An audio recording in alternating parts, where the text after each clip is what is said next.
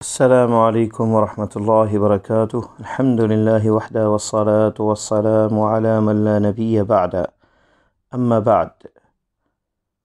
معزز سامعین، نبی مکرم صلی اللہ علیہ وسلم کی وصیتوں کے سلسلے میں ہم نے جو سلسلہ شروع کیا تھا اس کی یہ چوتھی کڑی ہے، اور یہ وصیت جو ہے خاص کر عورتوں کے لیے، کیونکہ آپ نے انس رضی اللہ تعالی عنہ کو یہ وصیت کی جب انہوں نے اللہ کے نبی صلی اللہ علیہ وسلم سے طلب کی، اور یہ روایت ترغیب و ترہیب کے اندر علامہ منذری رحمہ اللہ نے ذکر کی ہے، اور اس کی سند جید ہے۔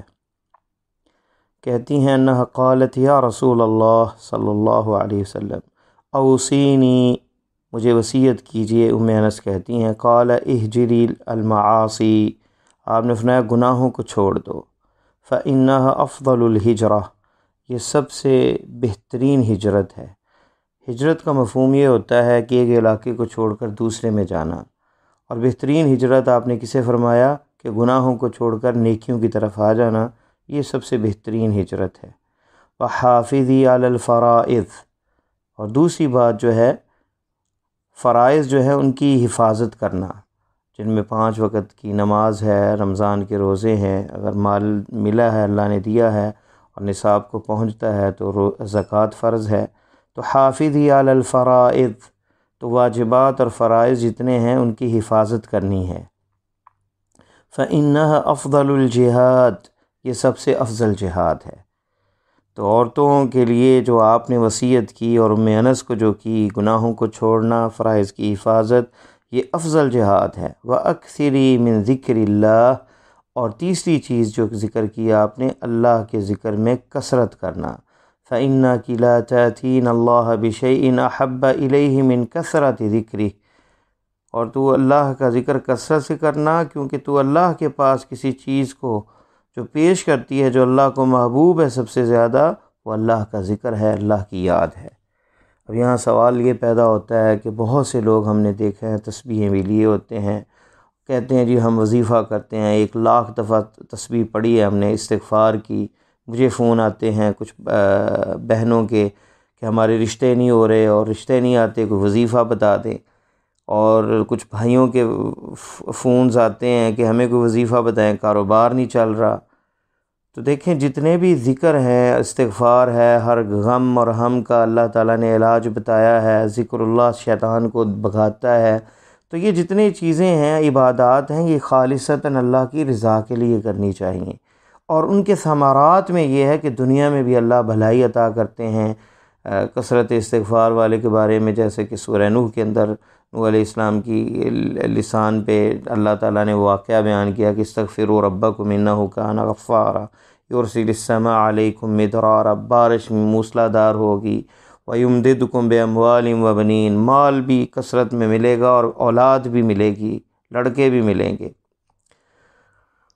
اور قوت بھی ملے گی، ایک اور آیت میں ذکر آیا۔ تو استغفار کے بڑے فوائد ہیں، لیکن ہماری نیت جو ہے صرف یہ نہیں ہونی چاہیے کہ ہمیں اولاد مل جائے اور ہمارا کاروبار چل جائے، بلکہ یہ خالصتاً اللہ کی رضا کے لیے، اور اس کے مفہوم اور معانی جو ہے اس پہ غور کر کے جو ہے انہیں پڑھا جائے ان کلمات کو۔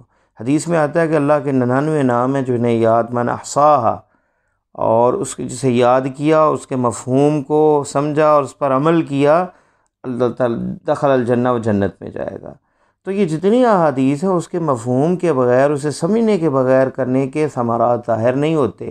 ایک تو توجہ چاہیے، حضور قلبی کے ساتھ ذکر کیا جائے، اور دوسرا مراد جو ہے وہ آخرت ہو، اس سے مراد اور اس سے مبتغیٰ جو ہے طلب آخرت کی ہو، اور دنیا کے معاملات اللہ خود بخود آسان کر دیتے ہیں۔ ایک چھوٹے سے واقعے کا ٹچ دیتے ہیں۔ عمر بن الخطاب رضی اللہ تعالیٰ عنہ کے پوتے عبداللہ بن عمر کے بیٹے سالم، وہ مسجد میں تھے رحمۃ اللہ علیہ، اور اس وقت کا خلیفہ وقت جو ہے وہ آ کے ان سے پوچھتے ہیں طواف کے دوران کہ آپ کو کسی چیز کی ضرورت ہے؟ تو کہنے لگے مجھے شرم آتی ہے کہ اللہ کے گھر میں کسی غیر اللہ سے پوچھوں، سوال کروں۔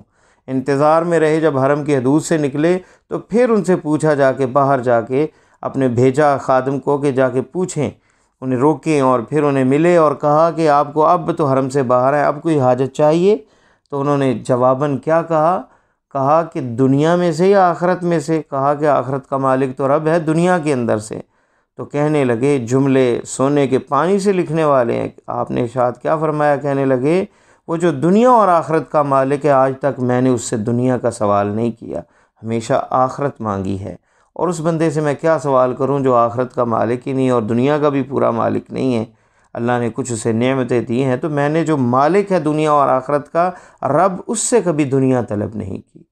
تو اس لیے آخرت جو ہے یہ سب سے بڑی چیز ہے، دنیا تو گزر ہی جائے گی، لیکن نبی علیہ السلام نے یہ بھی، اللہ تعالیٰ نے یہ بھی فرمایا وَلَا تَنْسَ نَصِيبَكَ مِنَ الدُّنْيَا، دنیا کو بالکل چھوڑ بھی نہیں دینا۔